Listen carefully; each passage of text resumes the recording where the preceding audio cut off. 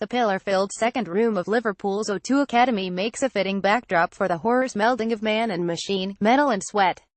Slightly perplexingly though, these festival headliner candidates, top 10 breachers, are playing in a venue with a number on the end of it, but they certainly don't leave an uncomfortably packed crowd unsatisfied.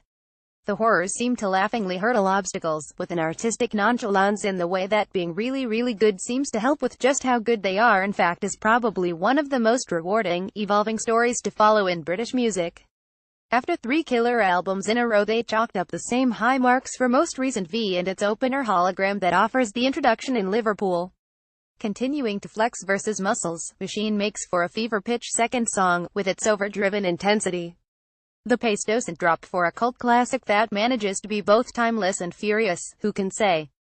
Artfully disheveled and shrouded in a thick fog, the frenetic figures of the band thrash through song after song, with no discernible trough or slowdown. The human scale of it all perfectly complements Ferris Badwin's heartfelt gratitude as he thanks everyone who has supported us from the start before launching into the anthemic still life.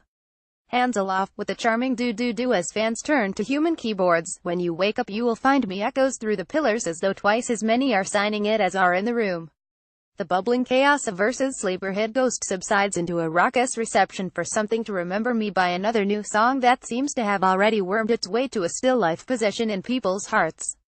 It makes for a charming and playful finisher, and as Ferris stands on the amp to grab hold of the ceiling girders, in full black silhouette with an impossibly tight choker, there is more than a touch of the iconic about it. End of year lists, festival headline slots, it's hard not to imagine these 5 guys being penciled in, after the year, even decade, they've had.